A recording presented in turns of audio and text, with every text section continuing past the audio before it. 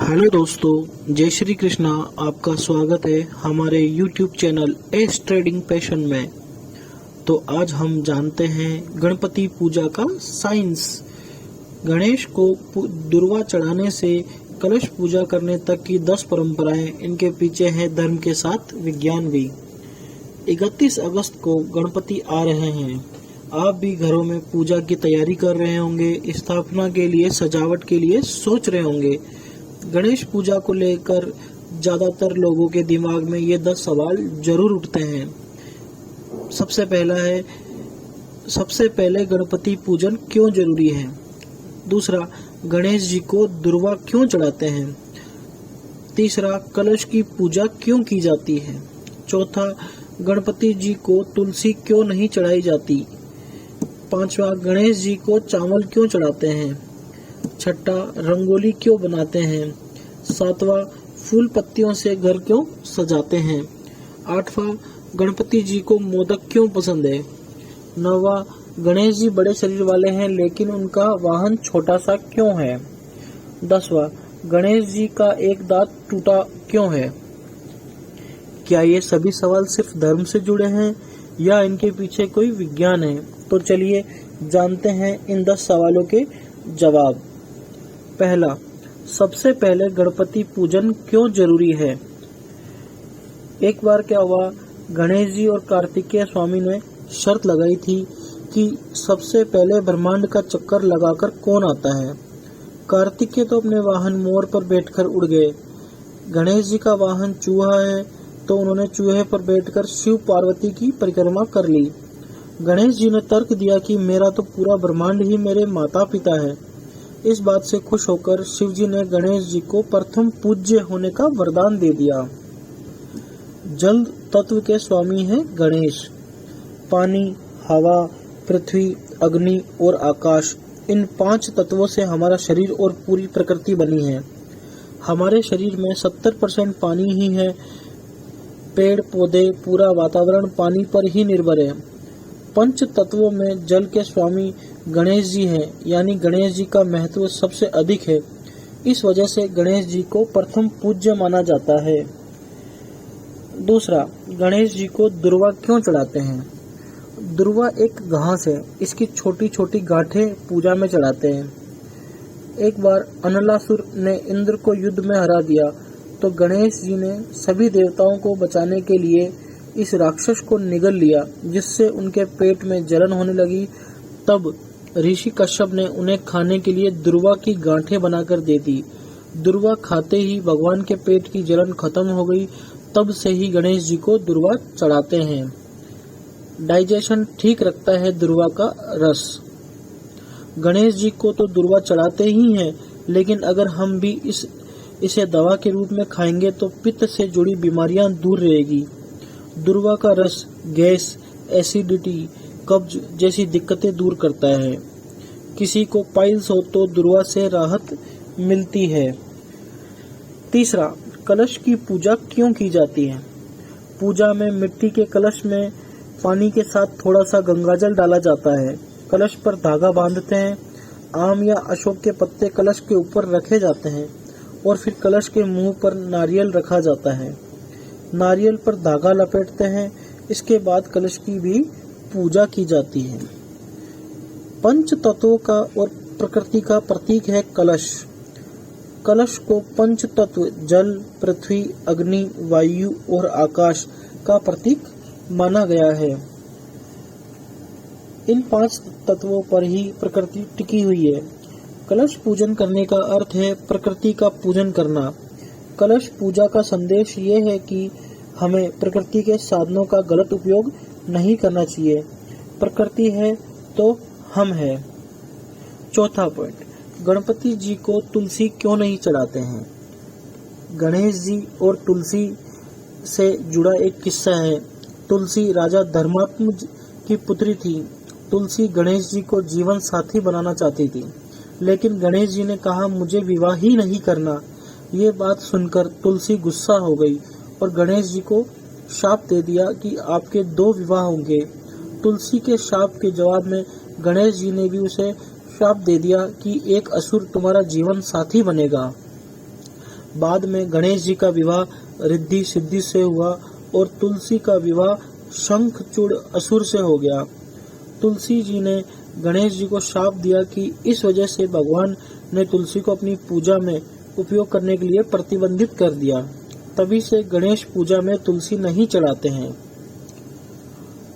गणेश जी को दुर्वा चढ़ाते हैं लेकिन तुलसी नहीं चढ़ाते हैं, क्योंकि इन दोनों के गुण एकदम अलग है। दुर्वा शरीर की गर्मी शांत करती है, जबकि तुलसी शरीर में गर्मी को बढ़ाती है, क्योंकि इसमें पारा धातु होती है। गणेश जी को ऐसी चीजें चढ़ाई जाती है जो शरीर की गर्मी को शांत करे।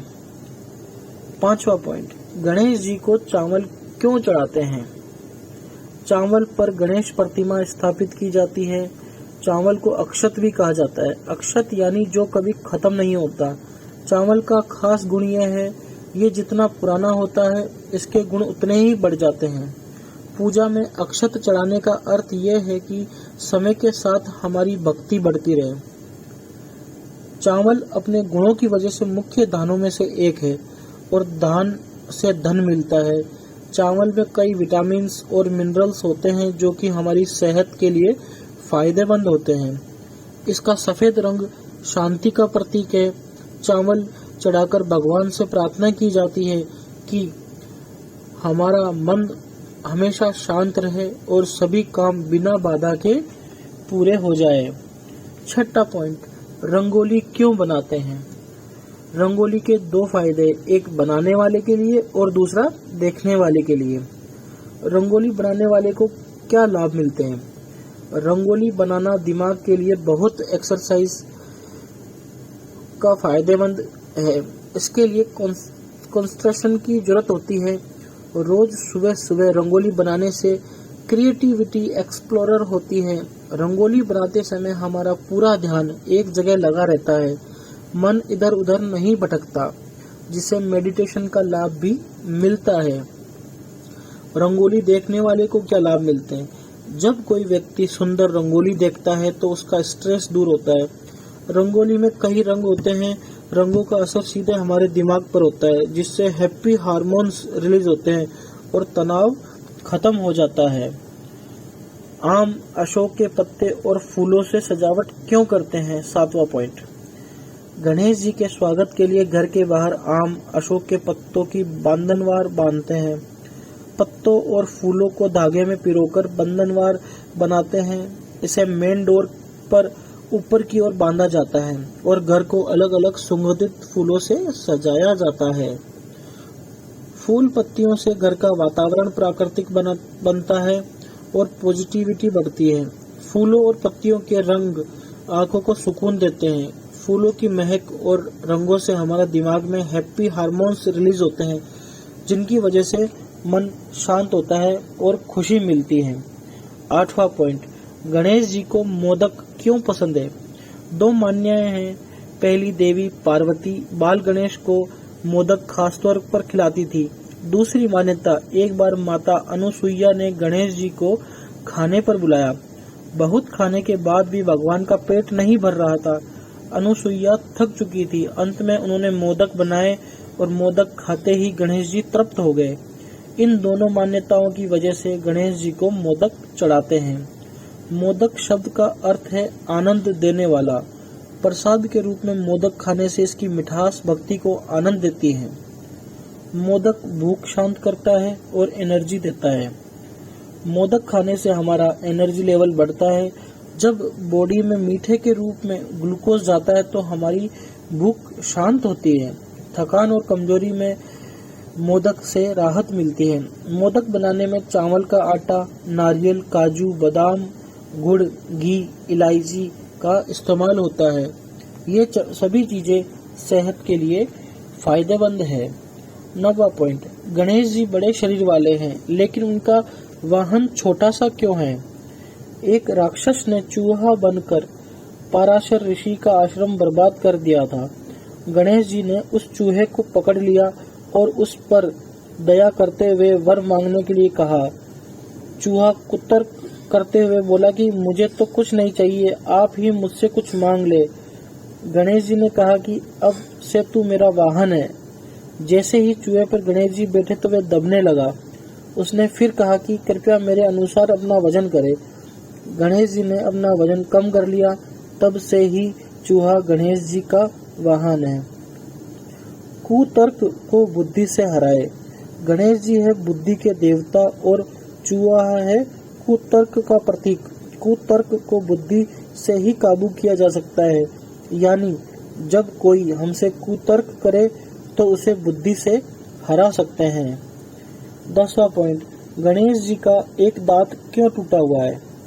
परशुराम जी और गणेश जी से जुड़ी घटना है ये। परशुराम जी भोलेनाथ से मिलने कैलाश पर्वत पहुंचे। उस समय शिव जी ध्यान में थे तो गणेश जी ने उन्हें बाहर ही रोक दिया। जब परशुराम जी को रोका गया तो उन्होंने गुस्से में अपने फरसे से गणेश जी पर वार कर दिया। फरसा शिव जी ने उन्हें दिया था, इस कारण गणेश जी ने उनका वार नहीं रोका और अपने एक दांत पर झेल लिया, जिससे गणेश जी का दांत टूट गया। इसका अर्थ है अपनी कमियों को भी स्वीकार करें। गणेश जी भगवान है, वह चाहे तो अपनी शक्तियों से टूटे दांत को भी ठीक कर सकते थे, लेकिन उन्होंने संदेश दिया है कि हमें अपनी कमियों की वजह से निराश नहीं होना चाहिए और कमियों को भी स्वीकार करना चाहिए। तो दोस्तों, आशा करता हूँ कि आपको ये जानकारी अच्छी लगी। जय श्री कृष्णा, धन्यवाद।